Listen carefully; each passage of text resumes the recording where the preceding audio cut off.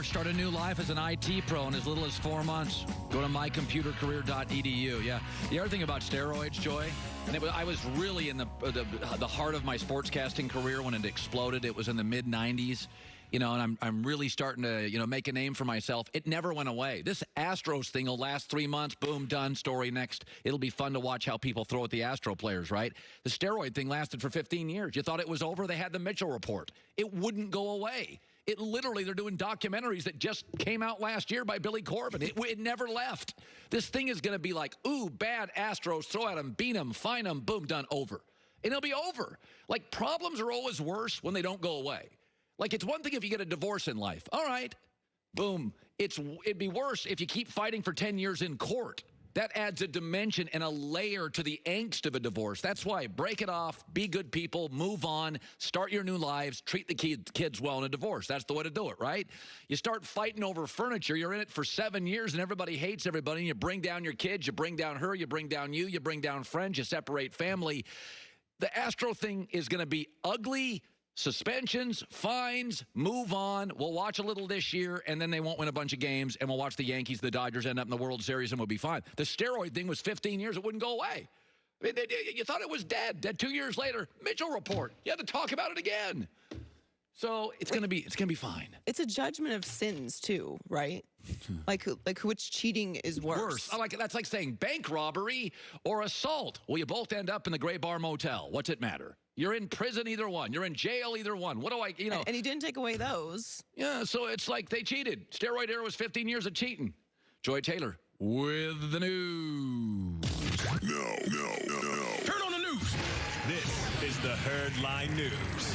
All right, so some pretty big news this morning. Yeah. Drew Brees has decided to return to the Saints for the 2020 season. And this has a lot of ramifications, so Drew Brees is back for the Saints. He has posted the announcement on Instagram this morning with a picture of himself standing on top of a mountain.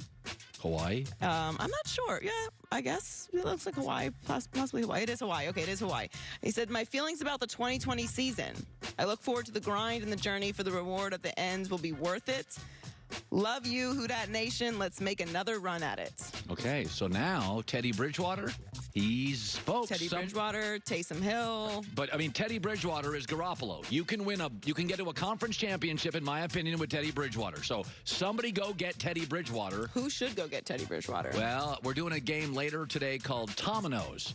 If Tom Brady goes to the Raiders, what are the dominoes? The dominoes. Dominoes is fun. So I like that. Look forward to that. I'm going to give you I think there's a perfect place for Teddy Bridgewater, but I don't want to give it away. It's in the NFC, and I think if everybody wins. The Saints win, the team wins, and Teddy wins, and it's not where you think. Because I think Teddy, to me, there's a lot of talk about these quarterbacks. Who needs a grown-up at quarterback? Just ask yourself that. Not even maybe to win a Super Bowl. Who needs a grown-up as a franchise at quarterback? Because that's what Teddy Bridgewater is, and that's where he's going to go. Interesting. That's what we call a tease. Yeah, 2.5 hours later, but a hell of a tease.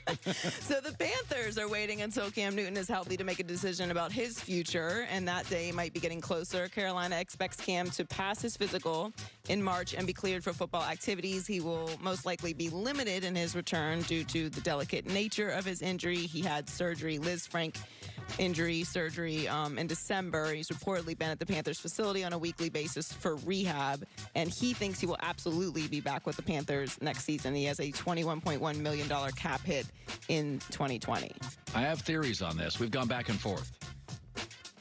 It is the perfect time to tank. Luke Kuechly retired. Greg Olsen is gone because he was old. I think they're too good to tank. But they're not a Super Bowl team. No, but tanking is hard. Like, we thought the Dolphins were going to be the worst team in the league this year, and they were too good to tank. Like, they do not have the #1 overall pick.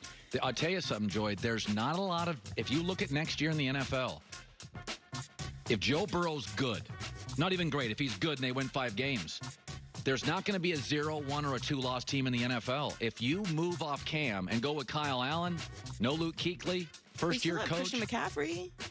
He coughed last week. Put him on the IR.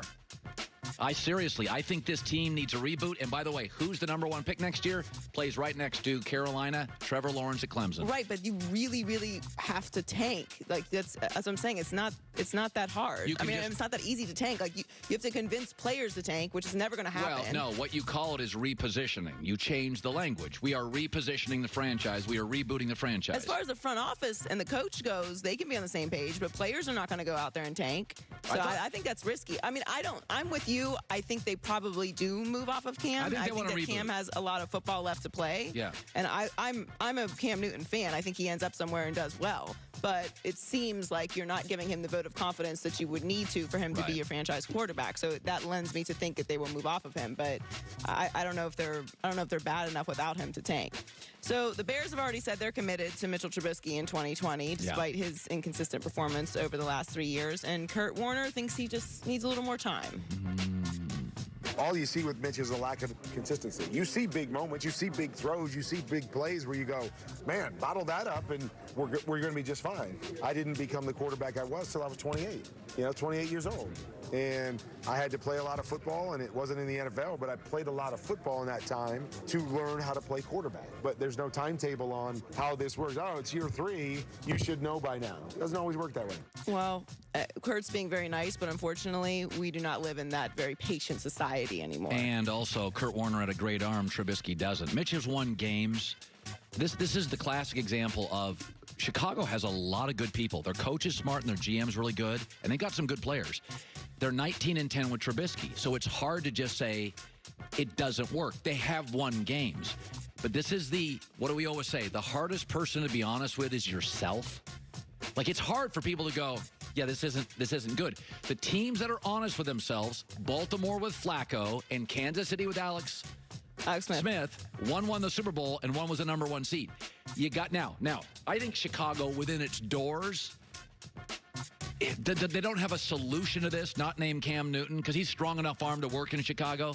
But Kurt Warner's also rare, and Kurt Warner had a great arm, and Trubisky his arm is an issue. It's not NFL franchise quarterback worthy. I'd love to see Cam Newton in Chicago. I also think Teddy Bridgewater would be a good option in Chicago. The thing about Chicago that is unique is that I think that their defense is a Super Bowl level defense. So while Kurt may be right, Mitch may need more time to develop. He's not going to get that after this year, I don't think. I mean, unless we see some incredible step up, which I'm not anticipating.